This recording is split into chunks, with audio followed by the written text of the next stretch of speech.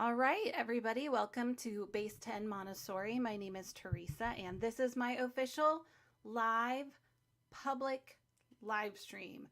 So I was going to have a guest on today, but unfortunately that person had to cancel just a couple minutes ago. So unless I get someone else on here, that'll be just me today. So I decided to change the topic just a little bit to the first plane of development. What is it? So I thought maybe we could discuss a little bit of that, and then I found this great video about peer-to-peer assistance and why we use the 3-year cycle in the Montessori classroom versus the 1-year cycle. So that's what I'm going to discuss today, but first let me tell you where you can find me. And first of all, you can find me here on YouTube, obviously, and second of all, you can find me at Rumble. So on Rumble, I'm at Base 10, all one word, or you can type in Base 10 Montessori. And then you can also find me at Locals, and I'm at montessoriforeveryone.locals.com. So those are the places that you can find me outside of YouTube. So if you would like, if you'd like to email me, that is where you can find me. It's Base 10 Montessori, and it's the number 10. So base10montessori@gmail.com. So if you have any questions and you want to email me, that would be the place to go to. All right, let me take that off the screen so you can actually see a little bit of my face. And let me see here. Let me go to the comment section real quick. Can anybody tell me whether or not my sound is okay? If my sound is okay, can you give me a yes or a 1? And I'll wait to see. Hopefully my sound is working. I've had a lot of issues with my sound lately, and I think it's because I'm using Chrome. I've been told it's because Chrome can mess with your sound levels. So I don't know if that's what's going on, but let me check my sound levels here on my computer real quick. Go to settings. So far, it looks like it's staying, so it's just a matter of if people can hear me. So let me check. Let me check right here. Give me just a second. Let me check. I'm just getting a message in from my guest for tonight, and she might come on in 15 minutes. We'll see. If not, I'll cover it. Let me see if my sound is good. Let me check a few messages. All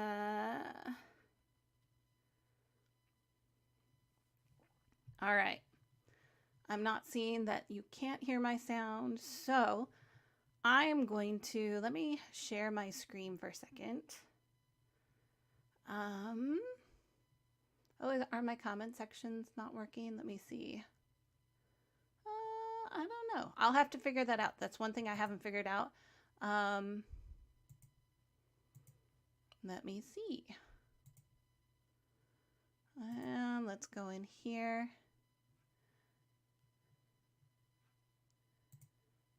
I'll have to figure that out. Maybe I haven't enabled it. All right. Well, that's one more thing to figure out. I guess I don't know how to make sure that the comment section is on in YouTube. So if you can't make a comment, I'll figure that out for next time.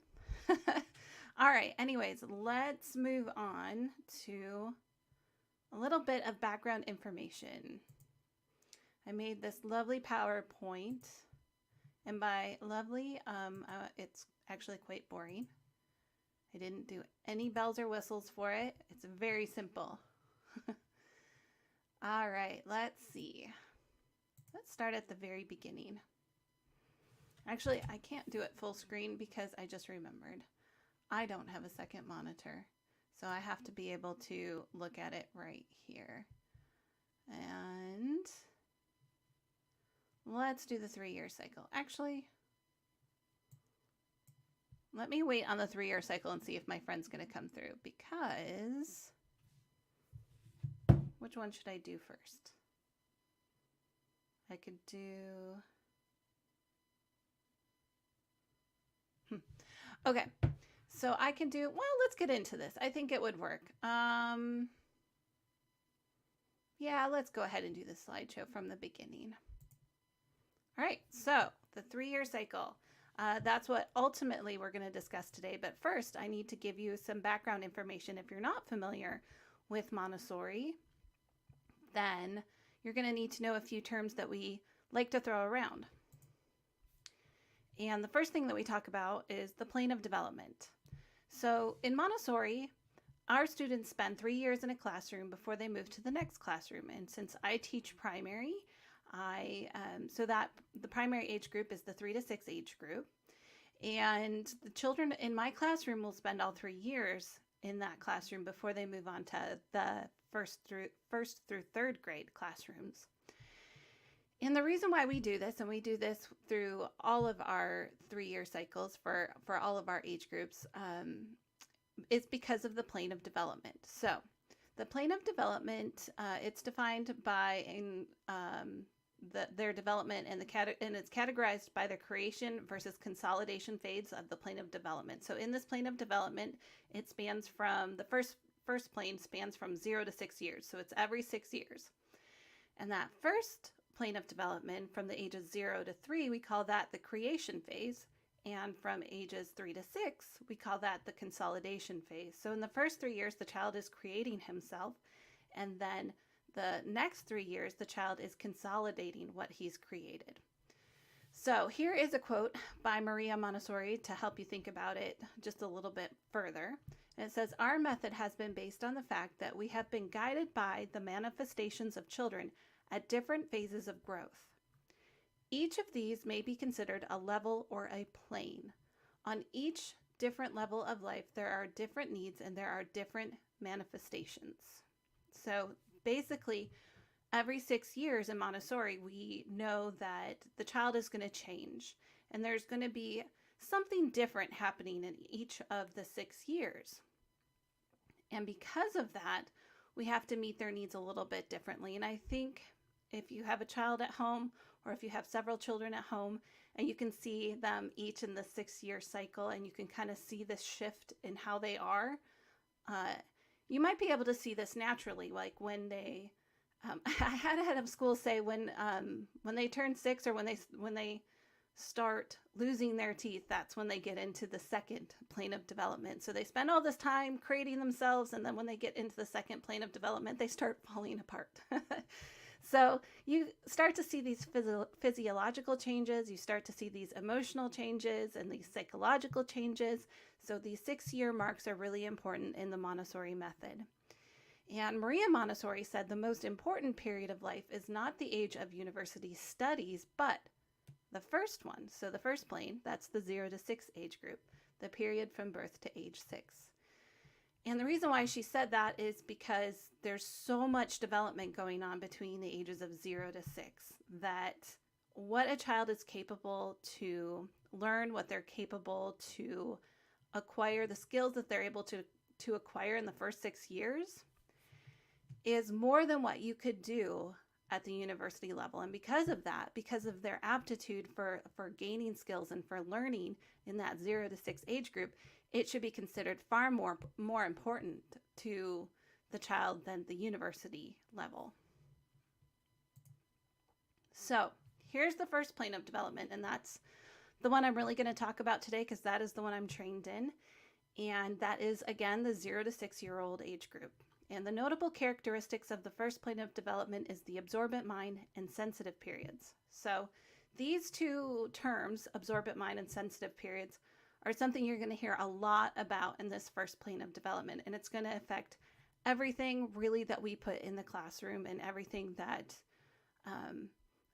we show the child. It's going to be a big part of why we do what we do in the Montessori method.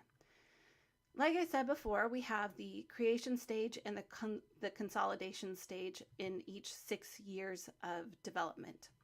So we call the first stage of the first 3 years the stage of creation, and the child is in what we call the Adai Classroom, and that's the Adai is short for Assistance to Infancy. These are our toddler teachers or our infant teachers, or guides, as we like to say in Montessori. So you will see 2 different trainings going on at this time during the 0 to 6 age group. So we have our first 3 years, which is a special training in and of itself. So I don't have that training. I've worked in that environment, but I don't have the training in that environment. So that is a very, very specific training. And then we have the second training, which is the primary classroom training. So I am trained in just that 3 years of development that comes in the consolidation phase. So the child has built himself up over the first 3 years, and then he consolidates himself. He's taking everything he's created and everything he's learned, and he is putting it into practice during this time. And you're going to see some explosions in development in that 3 to 6 age group. And a lot of that has to go back to this absorbent mind and the sensitive periods, which I'll define a little bit more in just a minute. This idea of the creation and the consolidation cycles within a 6-year span continue into elementary and the adolescent planes. So when we do elementary, we have first, second, and third grade rooms all together. We also have fourth, fifth, and sixth grade rooms all together. And while we do separate those classrooms, the thing that gets a little bit different from the 0 to 6 age group is that when you go for your training in elementary, that 6 to 12 age group, you do the entire training for the 6 to 12 age group. It's not split up like the Adai and the primary classrooms.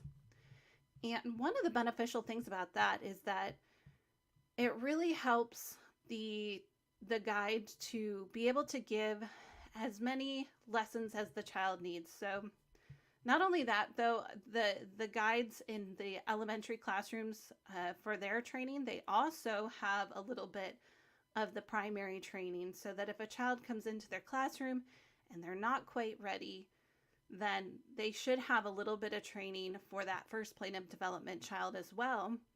And then they also have training up to age 12. So that makes it really flexible for the guide to be able to teach anywhere in that 6 to 12 age of development.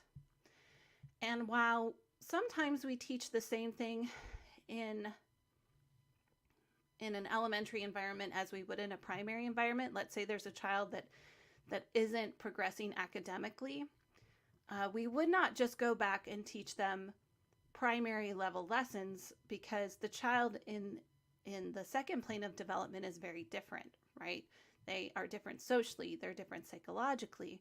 So they have all these differences from the primary students. So while we can give them the same lessons academically, we also want to keep in mind that we're not teaching to a child in the 0 to 6 age group, which has this absorbent mind and is going through these sensitive periods of development. So even though they might have some of the primary training for the guides in elementary, they do have to implement it a little differently because the child is different. And so this continues throughout Montessori. This idea of the 3-year cycle continues on up into the adolescent phase. And let me just check here. I'm just going to check on my friend, see if she's coming.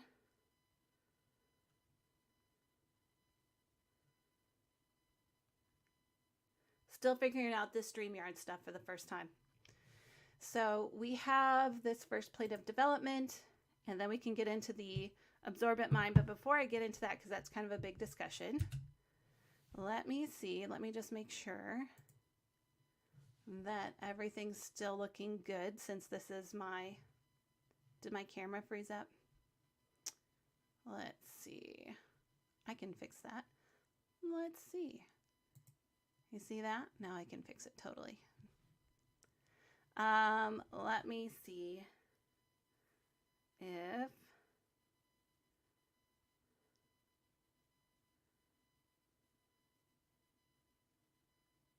all right. Let's see. I'm still waiting to see if let me check my settings real quick. I think my camera is, I'll just do it without my camera because it looks like it's not responding. Let's see here. I tried to fix my camera, but we'll just have to go with no camera at this point. All right. See, this is what you get for your first live stream. You have to figure out all the technical errors. So I'll just put it on like that. See? You're just going to see that from now on, which is so much better than seeing my face anyways, right? All right. Let's see about the absorbent mind. So the absorbent mind is this thing that happens in the 0 to 6 age group. And it only occurs in the first plane of development. And Maria Montessori was really known for the absorbent mind. The absorbent mind is the title of her book. It is really her philosophy. So a lot of people, if you're just getting into Montessori, you really start with that absorbent mind book. So I would suggest, if you're interested in Montessori, go get the book, The Absorbent Mind. It is a great place to start. And what it is that it's this special time of life for the child. Unlike an adult who acquires knowledge through effort, the child absorbs it naturally. And Maria Montessori said in the book, The Absorbent Mind, if what we have to do is to help man's mental life, then the first lesson we must learn is the tiny child's absorbent mind finds all its nutrients in its surroundings, which means that the child's mind is like a sponge or a camera. It does not discriminate. It cannot decide whether or not to absorb something from the environment or to not absorb something. So she said that a child's mind is like a sponge or a camera. And in the sense that it's a sponge, it soaks everything up. And if you think about the idea of a sponge, if you put a sponge in clean water, it's going to absorb clean water. If you put a sponge in dirty water, it's going to absorb the clean water and the dirt, right? And so when a child's mind is like a sponge, you're really saying that the child can absorb everything, whether it's good or bad. The child can't discriminate from that. And the idea of the camera is that the child's mind, it can take this snapshot picture, and in that snapshot, it doesn't change, right? It doesn't, it might be able to change a little bit in that processing phase. And then, of course, you have to think about that this is pre-digital, pre-internet, right? We're talking about old school cameras. So this photograph, the child takes everything in, and it is permanent the way it is. But it can change maybe just a little bit in processing. How you process it can affect it. And so Maria Montessori talked a lot about how the child's mind is like that. Maybe there's a little bit room for the child to change what it takes in, but not much. It's going to take in everything in the environment. And that's why the environment is really important. And when the child is around an adult, the child can even absorb feelings. The child can absorb bias. The child can absorb everything that the adult is feeling. So we're not just talking about the sensorial experiences that a child is absorbing, like what sounds they're hearing or what sights they're seeing. We're also talking about attitudes, beliefs, and emotions. And the absorbent mind really helps the child adapt to his surroundings. He comes into this world, and it's this crazy place. And how do you make sense of it? Well, first, the child has to absorb everything. And in absorbing everything, the child is able to start to make sense of this world that he's brought into, and start to have a little bit more of an idea of how to survive in this world. So the child absorbs everything. His mind does not discriminate good from bad. And this is why we have to be very careful what kind of an environment we prepare for the child, because the child does not have a choice in what he absorbs. And there are two stages to the absorbent mind, according to Maria Montessori, and that is the unconscious mind and the unconscious and conscious part of life. And this really goes back again to that division in the first plane of development, where the child is from 0 to 3 creating himself. And you'll also see in that 0 to 3 age period that the child doesn't have the same type of memory that he has when he grows up. So if you think back to when you were 1 and 2 years old, how much do you remember? I remember absolutely nothing. So if you think back to when you were 1, 2, or 3 years old, it's a time where you were pretty much unconscious, right? Your memory wasn't developed yet.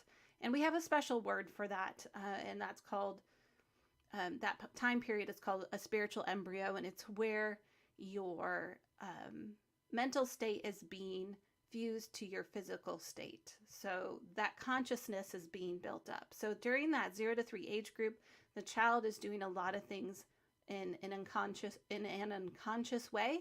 And then when the child gets to be about 3, that's when the child starts to really become conscious, and this purposeful movement and these purposeful actions come into play. And if you think about it, that's really about the time you start developing your memory. Oh, and look, my friend is here. So let me bring in my friend Leslie. So hold on just a second. Let me stop sharing my screen for just a second. I don't know if you can hear me or not. I can hear you. You can hear me? I can hear you. Can you hear me? All right, hold on. I can hear you more. All right, now talk. Can you hear me? Yeah. I'm getting an echo. Do you have headphones by any chance? Not that. If my camera start. Not that will fit in my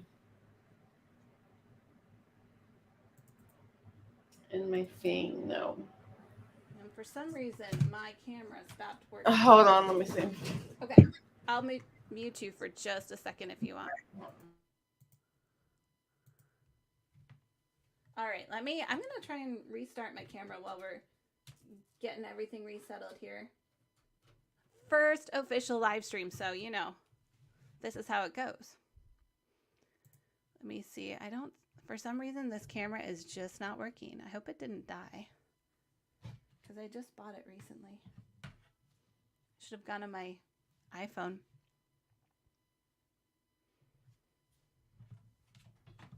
Let's see.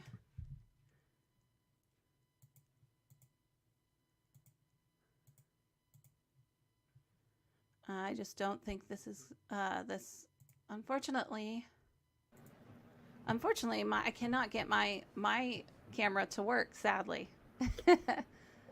So that's what I get for my first live stream, right? What? Well, can you hear me now without?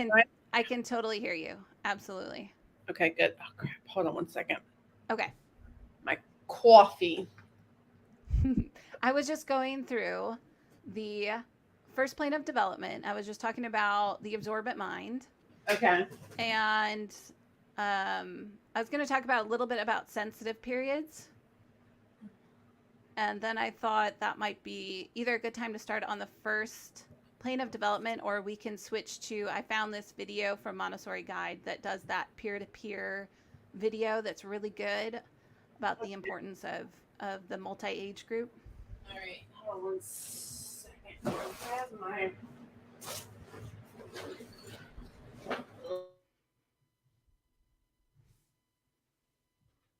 All right.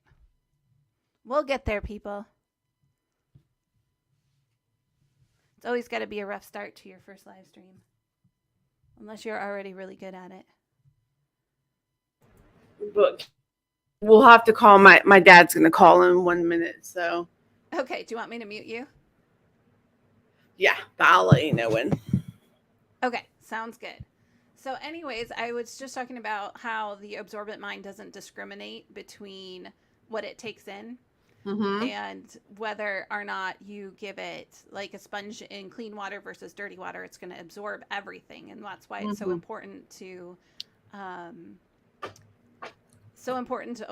what we put in the environment. Correct. So agree. And then I was just about to get into sensitive periods, which we can talk a little bit about until you have to go. For a minute. Okay. You said to talk to your dad, right? Yeah. Are you talking about like the sensitive periods? Yeah, I was just going to give a definition. Periods of growth, or? So what I was going to get into is the sensitive periods, like define it a little bit, like they're only found in the first plane of development in that 0 to 6 age group. And then I have a couple quotes by Maria Montessori. Mm-hmm. And the first one I had was from the Secret of Childhood. And Mm-hmm. it says these periods correspond to special sensibilities to be found in creatures in process of development. They are transitory and confined to the acquisition of a determined characteristic. So, Yeah. like Well, order, language, refinement of the senses, and the refinement of movement.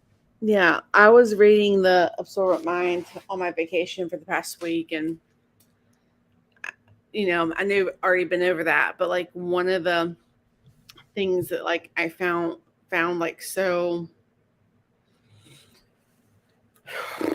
I don't know crazy is that like I mean I know it sounds cheesy, but like how much the um There I am. I'm back. Yay. hey Hey. how much the subconscious mind Yeah. is what I found interesting is while the not the subconscious but the But the unconscious, that 0 to unconscious 3. mind Mm-hmm. takes in like before they're able to even speak. And Mm-hmm. then, like Dr. Montessori says, like the hand is the instrument of the mind. Mm-hmm. And so once like the conscious comes about, like they've had all these thoughts in Right. their head that like now they're able to do. Yeah, that was, and I was talking a little bit before you came on about that creation versus the consolidation phase, where that Mm-hmm. 0 to 3 year old is busy creating himself. Yeah. But then, even though it's still part of the first plane of development, that 3 to 6 year old Yeah. has a very different task of consolidating what's been created. Yeah. When I think the 3-year-olds too, like for me, like what I've been like researching and reading is the 3-year-olds may seem to just be wandering or looking or exploring or whatever, but like that's their job, Mm-hmm. you Yeah. know, to like Yeah. take it all in. And that's one I remember during training that Christina, do you remember her saying, like, she's had a child that just didn't do anything for the whole year, a first year child Mm-hmm. that just spent the whole year observing, and the next year was able to do everything. Yeah. So that they are, it's awesome that you actually said the word explore, because that's exactly how I described that 3 year cycle. Is that first year they are the explorers of the room, and then the Yeah. second year they're more the experimenters, and then that Mm-hmm. third year they are the experts. They're the masters of the classroom. They know Mm-hmm. everything. Yeah. And I think the 3-year-olds, like, because I have 2 3-year-olds in my classroom right now, and the older children, the 5-year-olds, are like, they haven't had a lesson on that. They're not doing that the right way. And I'm my like, yeah, but they're respecting the materials. my camera froze up again. Hold on. Let me. That's okay. They're exploring them, and they're just looking at them and figuring them out. Right, exactly. And you get the little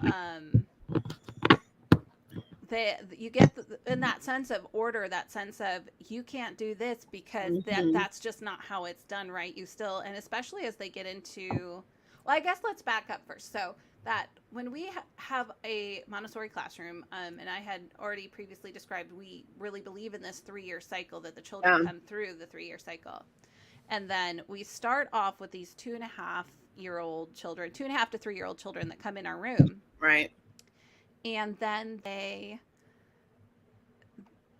are our explorers, and then they come back for a second year, and they're more of the experimenters, and then they come Yeah. back for their third year to be the masters. And so Mm-hmm. you see this progression of each year. So when you're talking about the 5 year olds, are you talking probably more your third years? Is that what you're saying? Yes. Yes. Yeah. So they and they will run the room. Mm-hmm. Yeah. They're like, she's not doing that lesson right. She hasn't had a lesson on that. So it's a hard balance between being like, you're right, when you were 3, like I told you, you had to have a lesson on it. But then again, like talking to them about the difference between exploring and damaging and just playing with the material. Right, right. And you see that a lot in that first year, like if we're to take to somebody completely new to Montessori, and they're thinking, why would I put my 3-year-old in Montessori? What would they be doing? What's the point? Why do they have to be here all 3 years? And a lot of the times we talk to them about what they're learning in that first year, and it's going to be a lot of practical life and a lot of sensorial, a little bit of language, a little bit of math, but the practical life and the sensorial areas encompass the language and math in their own way. So they're kind of like the prerequisites to the language and the math area. Mm-hmm. So if you were to describe that first year student, that 2.5 to 3-year-old, take that journey through what that would look like to start the year and where you would go with that first year. Oh, is that your phone call? Yes. Okay. Put me on mute for 1 second, but I love that Okay. question. Hold on 1 second. Okay.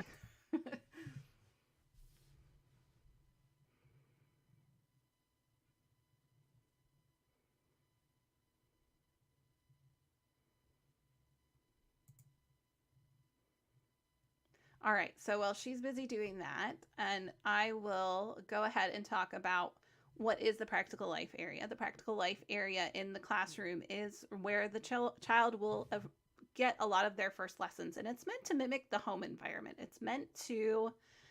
Um, it's meant to have pretty much what it sounds, practical life. So they're going to be learning how to pour, how to scoop, how to wash a table, how to scrub a table, sweeping the floor, and these are very, very specific movements that we're giving the child because we want them to be aware of their body. And a big part of practical life is that refinement of movement, which is a sensitive period during the 3 to 6 age group.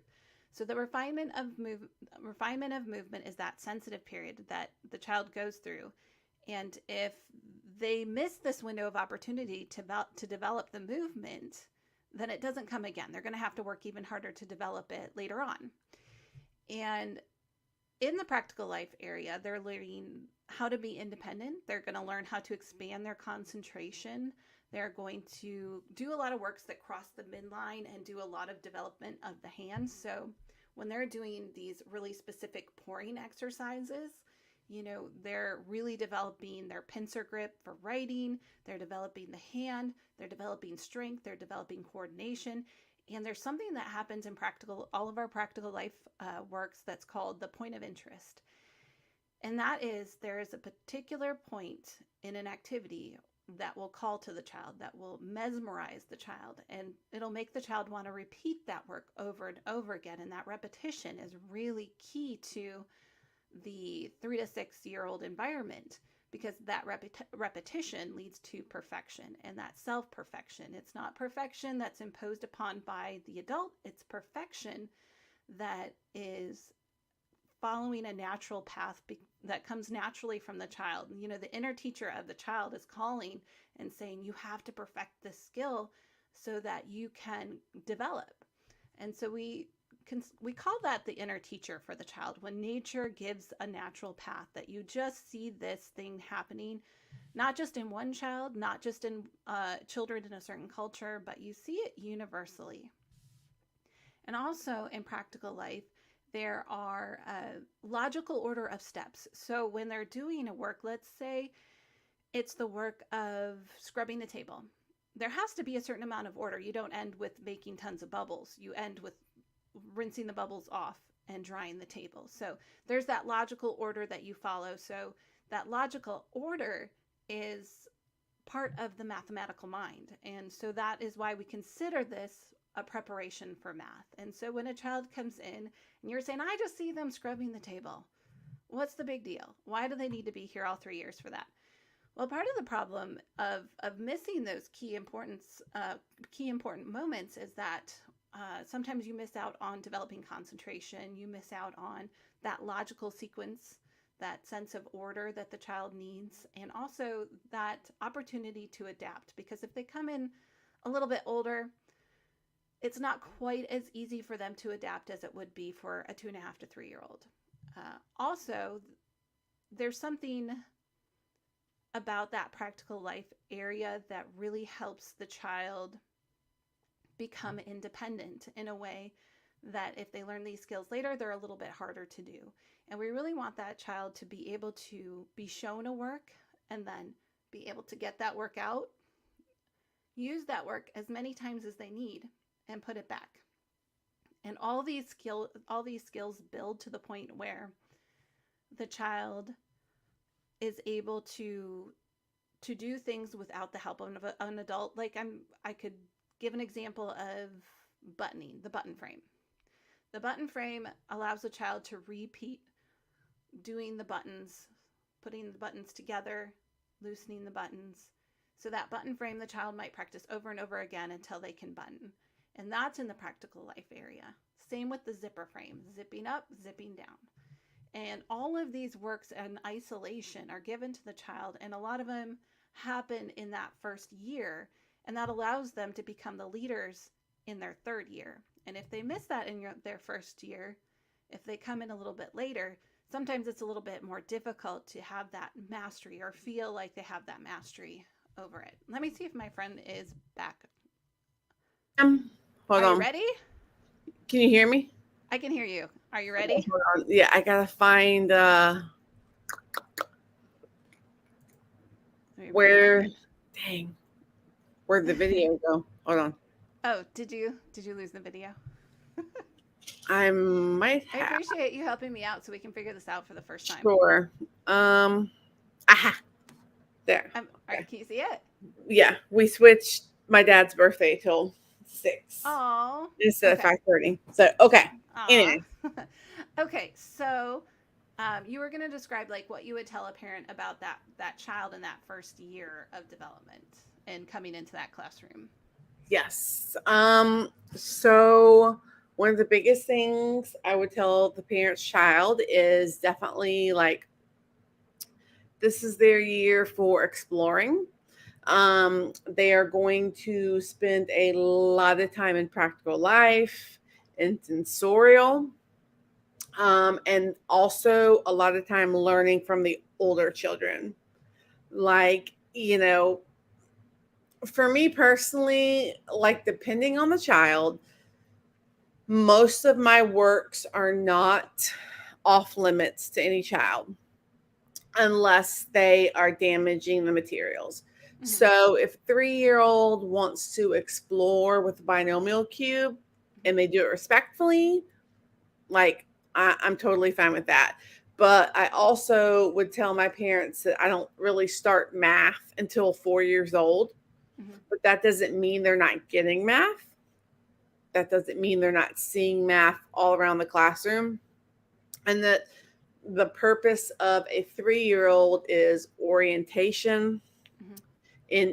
in the classroom, orientation, like learning the boundaries, watching the older children, and then I would explain to them what practical life means to a 3-year-old, Right. And I talked a little bit of that refinement of movement is really important, that control and coordination of movement and mm-hmm. logical order of steps. Like you were saying, it's kind of this prerequisite to math, mm-hmm. that mathematical mind. Mm-hmm. And I didn't really get into, though, the limit of language in the practical life, like how we don't do a lot of chatting in the practical life lessons. I don't know if you want to touch on that at all, but yeah. No, it's just it's mainly watching in the practical life. It's mainly like a lot of it's no words. Mm-hmm. It's just showing them how to do it and then watching them do the lesson and only intervening if they are watching and only intervening if it appears they need help, mm-hmm. or they ask for help. And even if they ask for help, it's like, well, what do you think? Right. That logical series of steps, right? Because a lot of these things are not meant to be a trick. They're not meant to be this really confusing thing. It's meant to be logical because that's the mathematical mind. The mathematical mind is very logical. And I mean, I think even as the adult, once you go through training and you may like forget a step to a lesson, like it's yes. always, which happens, it always is the next logical thing. Like even for the adult. Right. It's the next logical step. Right. Yeah. You know? As long as you've thought about the series of steps, and I guess maybe you could throw in the idea of the isolation of difficulty, because we don't combine difficulties until we've introduced each one in isolation. Meaning, like, if we're going to show a child how to scrub the table, we've already shown them how to wipe a table. We've already shown them how to pour water in isolation. We've shown them how to squeeze a sponge in isolation. Like, these are all isolated works that we then put together to make one big work. And with a series of steps and a constantly expanding concentration, so going from short concentration from pouring 1-to-1 to this large work of taking 10-15 minutes to finish. Right. Yeah, which again ties into math, you know, like being able to follow the logical sequence and what comes next and building up the concentration, you know, for a bigger lesson like table scrubbing. You know, like first I have to pour the water into the basin, you know, then I have to get the sponge wet and then I have to wipe the table. And, you know, so I think all those things add up to math, not only just basic math, but the larger math that older children are going to be doing too. Right. You know? Yeah. And with that, it's really an important part of developing the personality of the child and allowing the child to feel comfortable and create those bonds, because they come in there, they don't know anyone, they don't know anything. And so this practical life area really is you're basically your home environment. And I think it's also important to point out, because I haven't touched on this yet, is that this is real work. We're not pretending to do work. We're not doing pretend washing. We're not doing pretend food work. We're doing real work. And that is really key to the Montessori method. Is the child, Maria Montessori believed that the child needed that real work, and that when the child was doing pretend work, when they were doing pretend play, they lost interest in it a lot more quickly than when they were doing the real work. Yeah, definitely. I mean, they see adults doing all these things and they want to be able to do it as well, but society has not set it up like that. It's like, oh no, this is adult work. Like you can't, you know, sweep, or you can't wipe the tables or whatever. And you know, they want to do that. Yeah. You know, this probably is another conversation, but then there are some children who, you know, who deviate and who don't give a hoot about pouring or not that they don't give a hoot. It's just it's not what normalizes them. It doesn't call to them. They're not going to repeat it. They're not going to repeat that work, and they're not going to go towards that self-perfection. It's not meeting the needs of the child at that moment. And so when you have that child that has some sort of what Maria Montessori called a deviation, you have to keep finding works, like perhaps it's screwing nuts and bolts or something like that. You know? Usually they need something with a big physical response, right? They need heavy work. Maybe it's scrubbing the floors. Maybe it's something like big muscle, especially if you're talking about boys, which tend to need bigger works. They don't really thrive on the little 1-to-1 pouring, you know? They need a big scrubbing, right? Something big. And I know you had woodworking in your classroom, so I was jealous of that.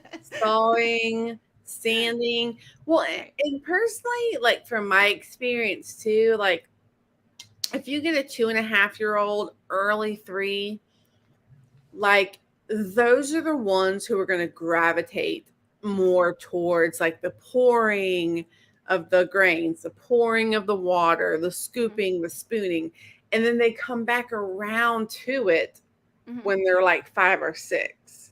But for a different purpose, But right? for a different, right, Yeah. for a different purpose, you know? And so I That think it's like, mastery is really important for that child. exactly. And so I think that like, if you get them when they're Mm-hmm. 2.5 or 3 and can show them the lessons, and then they master it at that age, and they're going to come back around to being older. Mm-hmm. And, you know, like for instance, I had this 5-year-old in my classroom. I had never seen this. He had been working on the botany cabinet. Mm-hmm. He'd been doing all the botany cabinet drawers. He had taken them all out. He'd gotten all the cards. He matched all the cards, like did everything, you know. And then one day he was like, I'm going to take out a drawer. I'm going to take out all the insets of the leaves. I'm going to put a blindfold on. And I'm going to see if I can match by feeling where it goes. And that's a really great example of a lesson that's not in our albums, but it's child initiated. It's purposeful, like that stereognostic sense of taking away the sight, but feeling a whole object is it is an area in our album, but Yeah. that particular lesson, that's not something that's in our album, Right. but it's something that's allowed. And I think that's where sometimes people get the wrong idea about AMI because they think, oh, AMI, it's so strict.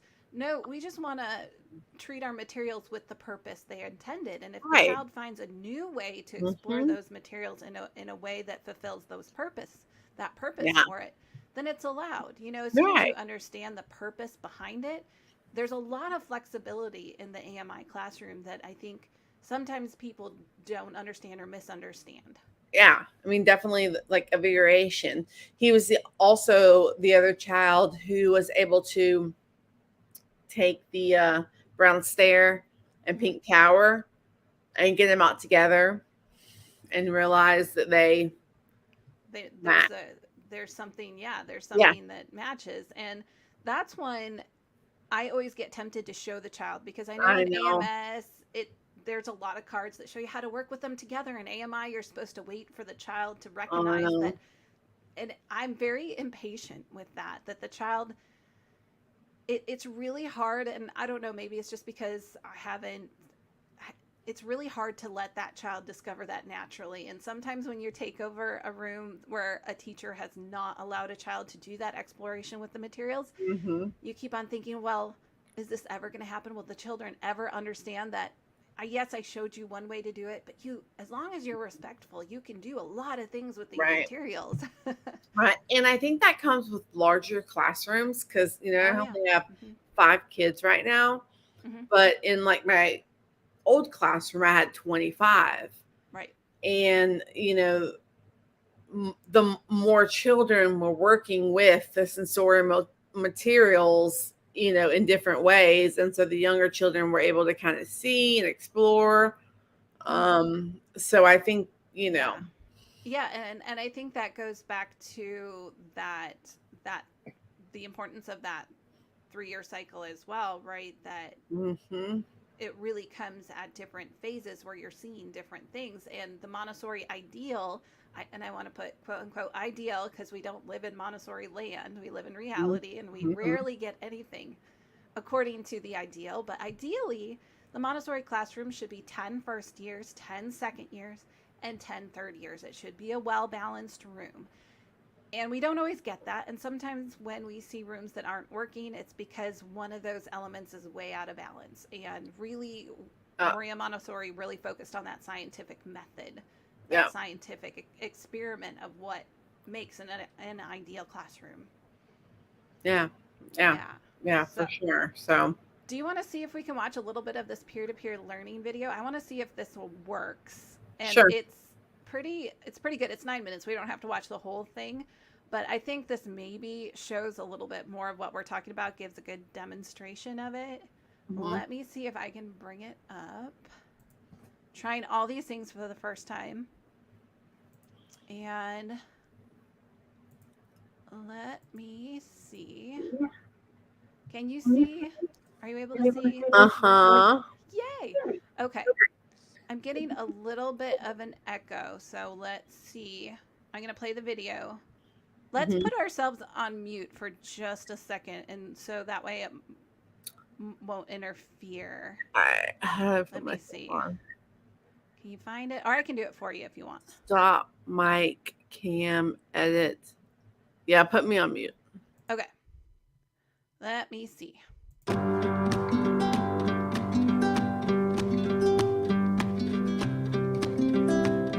We should think about our Montessori environment as a timeless experience for the child.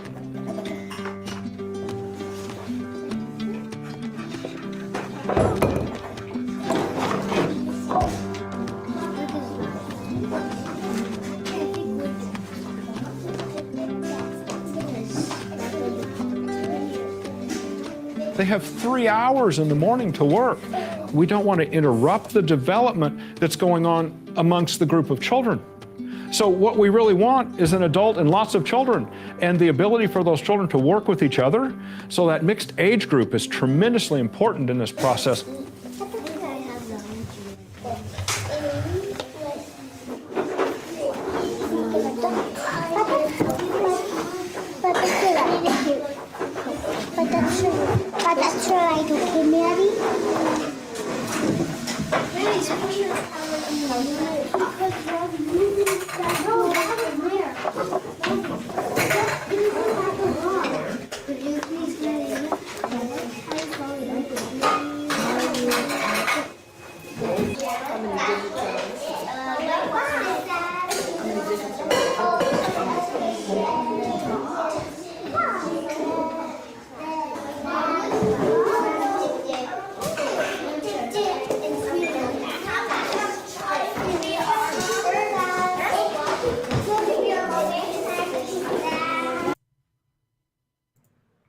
All right, I thought we could just talk about even that little blip because I think that really explains like she was showing him how to do that art exercise right there, and I think that kind of exemplifies that mastery, and that's really what we want in the classroom is less of the adult and more of the child, right? For sure. And I also love like when you watch like a classic, like normalized Montessori classroom, like the hum that's going on in the classroom. You know, like it's never like it's just like it's like the children are just talking, doing their work. Like I just find it so peaceful. Yes. You know, like they're just doing their work, you know. I'm always impressed by that.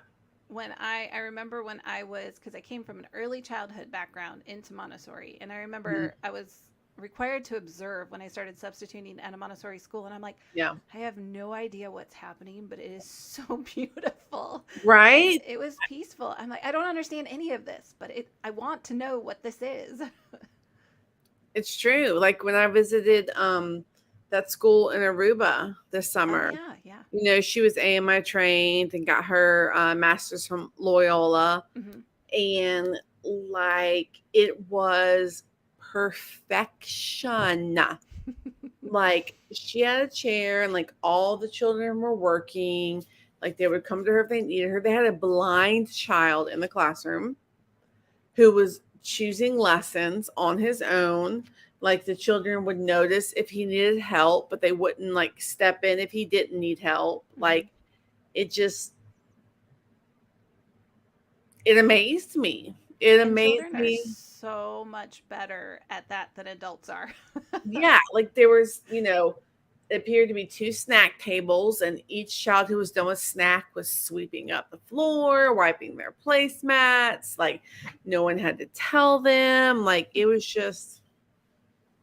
And that's why we do a lot of practical life too. Like we practice this, we practice and practice and practice for the 3-year-olds. You know, they want to master this, and so they can be independent. It doesn't come down to me or an assistant doing everything for them. You know, I know how to clean the table. I know how to fill a cup with water, and not Right. just any cup, a glass cup. I Right. know how to take care of this so it doesn't break. But if it does break, Yep. I know how to sweep this up. Exactly. Well, and it's also easier for the adult to just take care of it.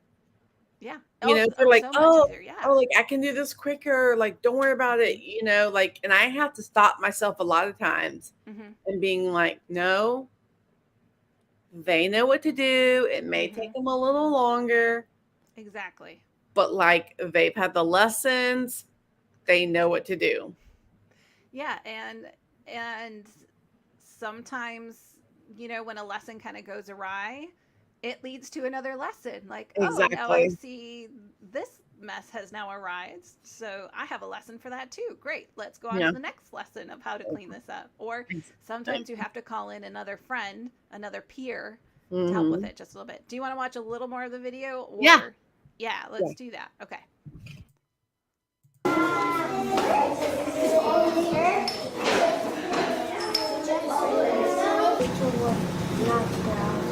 See? Next step. Worked on one page. Okay. Practice with those, you know.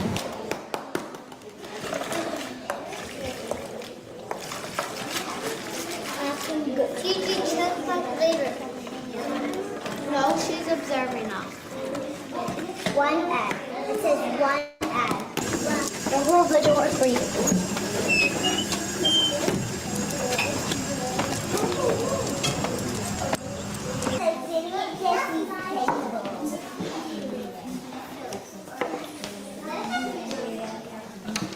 The 3-year-old communicating with the 4-year-old is so different than an adult communicating with a child.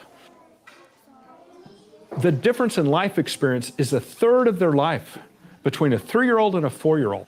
And that 4-year-old empathizes with that 3-year-old, and that 4-year-old knows exactly when to help and when not to help.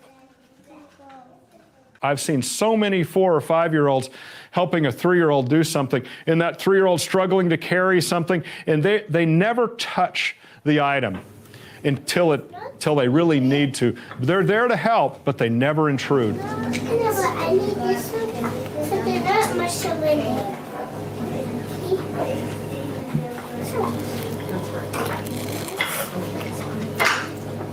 But you also need to squeeze it and then rub that all around too.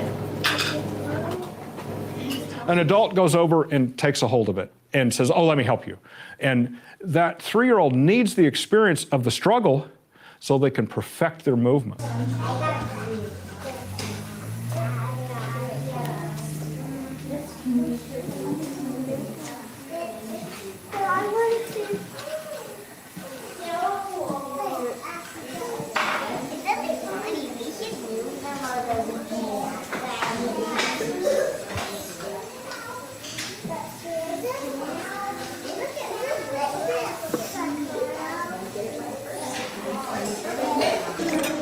You have to fill it all the way to the top.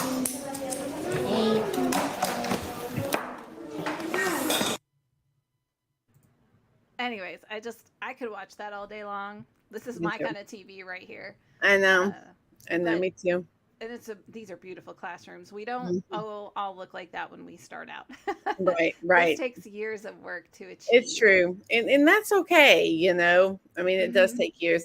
You know, what I love is like once you have a normalized classroom and those older children like know just what to do, Yes. you know, and the younger children accept it and want to know, you know. And also what I noticed too, and what the guy said is as teachers, sometimes we see a child struggle, and I'm so guilty of this. Yes. And I want to like jump in and be like, this is how you do it. Like, you could do it quicker. Like, you know, but like that they don't learn that way. You know, they have to struggle. They have to try again and again and again.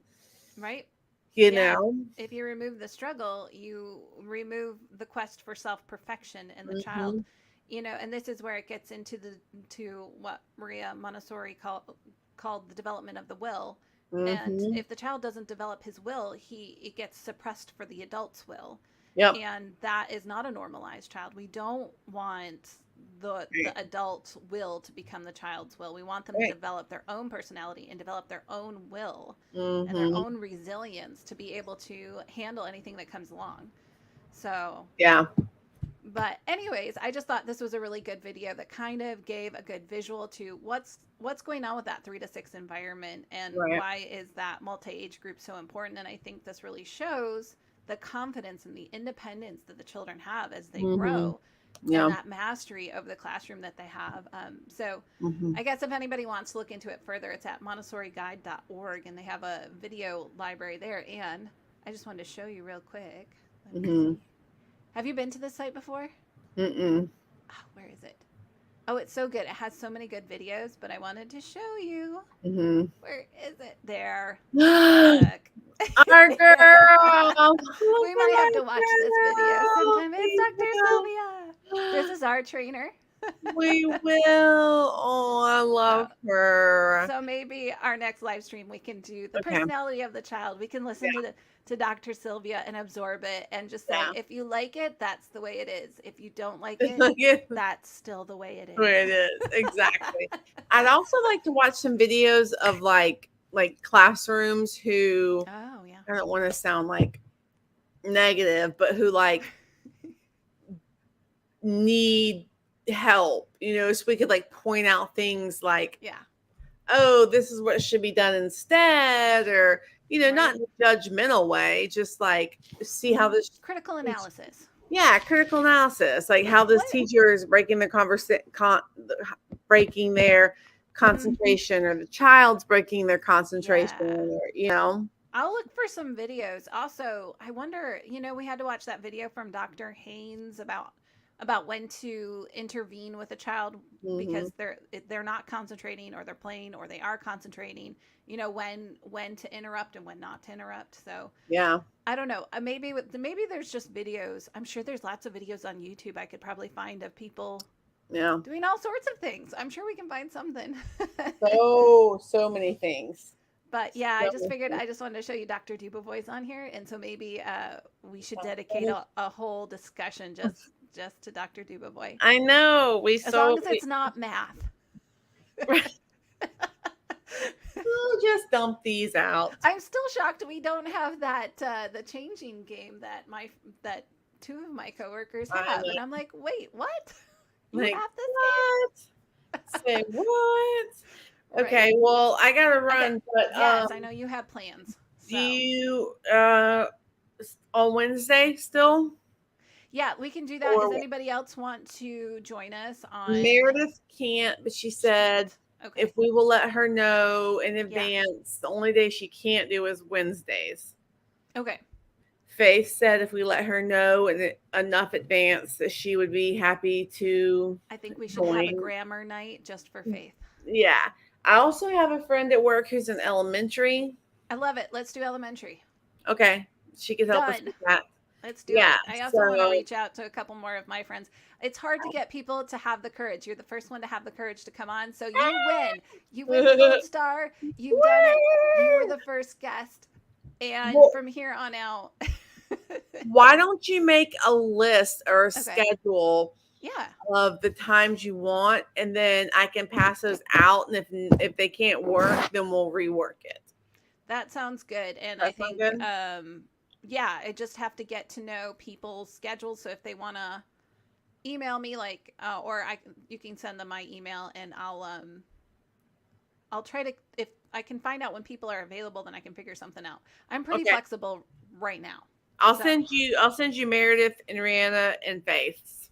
Awesome. And I'll reach out to a few of my friends, say it's not so bad. You can come on. Let's have a discussion. And I really would like to get some A to I. You can look up Liz. You can look up Yes. Tushin, even though she's. I didn't get. I was just making sure I didn't actually get a text from Liz, and I'm like, no, I didn't. So, any A to I people out there who really want to do the 0 to 3, they just need to email me. We need some A to I people here too. We need a full round table discussion. We do need some A to I people. So, any Montessorians. A to I. Yeah, and maybe if we get enough people watching, maybe we can get Dr. Ralph to come on. Oh, I so bet we could. You think we could? Yeah. Okay. I'll see. I have her email. I can email her. I definitely could. Okay. We'll see right. if we can get on to talk a little more deeply about different things. So Sounds that good. sounds good. So we'll try again for Wednesday and we'll see if that works and we'll see if we can snag a few more people. All right. Sounds good. All right. I will see you later. All right, Bye.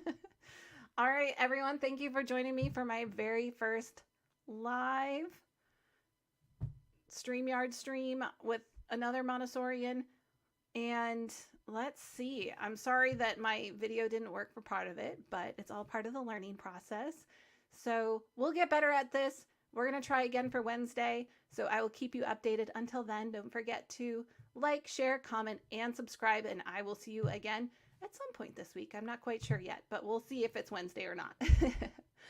Have a great evening, everybody.